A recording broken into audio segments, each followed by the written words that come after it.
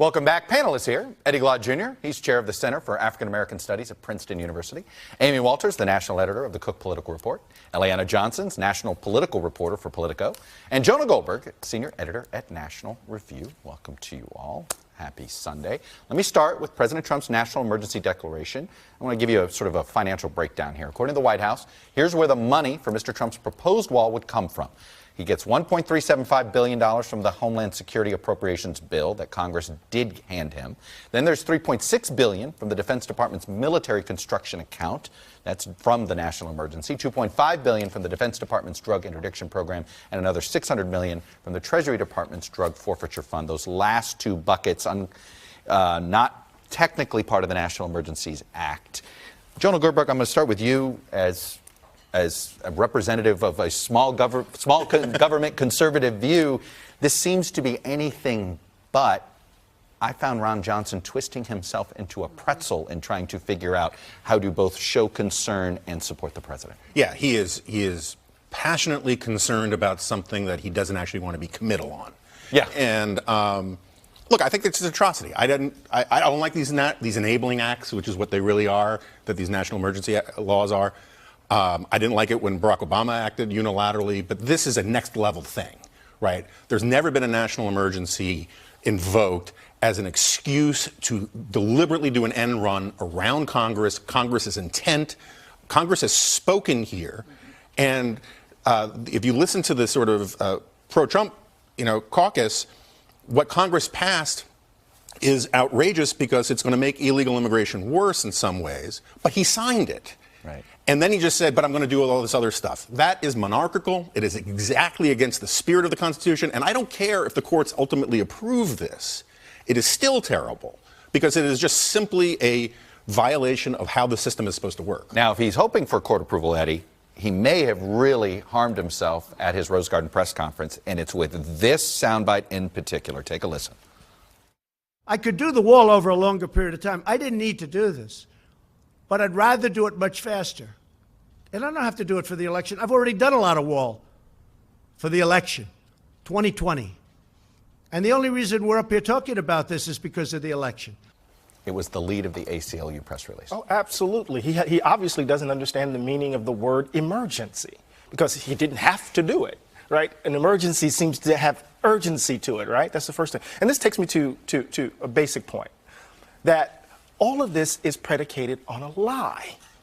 And what I'm interested in is how the machinery of government is being moved to act on a lie.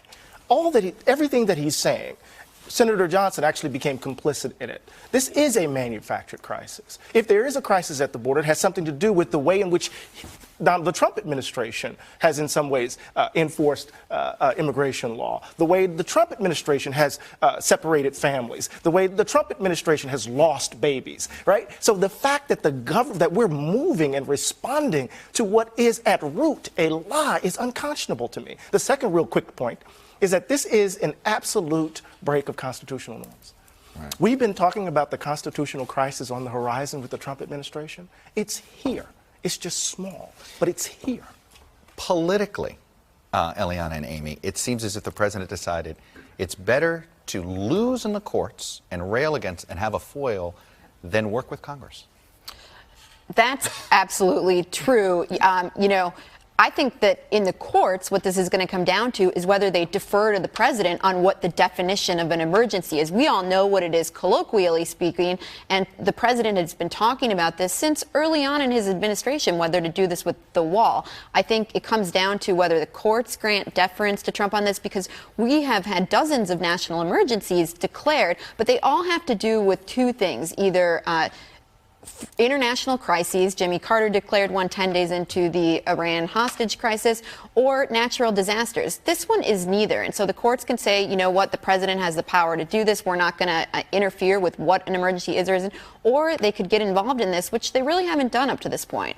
Again, I think breaking of a precedent for Trump, but counting on the fact that neither Congress will override this with the 2/3 vote, which they could do, or the courts are going to get themselves involved in this. This was the best of bad options. Well, right? yeah, but it's also the central reality of the Trump administration and Trump's focus, which is it's all about this base, right? The wall unilaterally is unpopular. The emergency declaration is more unpopular than the wall.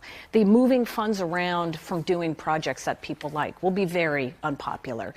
That's not a concern, the president. This has been at no point a concern about growing his base. It's about keeping that base that he already has happy. And so he worries much more about subtraction than he does about addition. And to win in 2020, he said, this isn't about 2020. It is absolutely about 2020 because this isn't an issue that's going to get any other voters who are currently in his coalition to vote for him. I have to tell you the logic thing. I got to put this up for you, and Joan, I know you'll appreciate it more. Mick Mulvaney, the acting White House chief of staff, this is his actual quote from Friday, talking about the emergency. It actually creates zero precedent. This is authority given to the president in law already. It's not as if he didn't get what he wanted, so he's waving a magic wand and taking a bunch of money.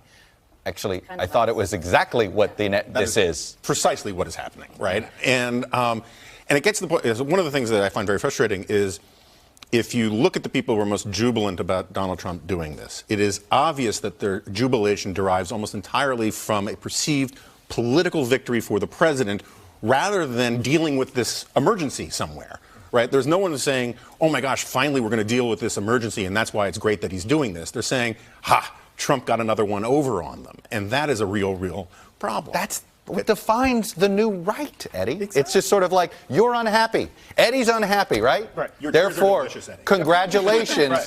This is a victory for America. Right. Because you're unhappy. And we're in bizarro world for DC comic fans, right? We're in bizarro world. Everything has been turned upside down. This is the imperial presidency gone amok. We have been debating this since Nixon.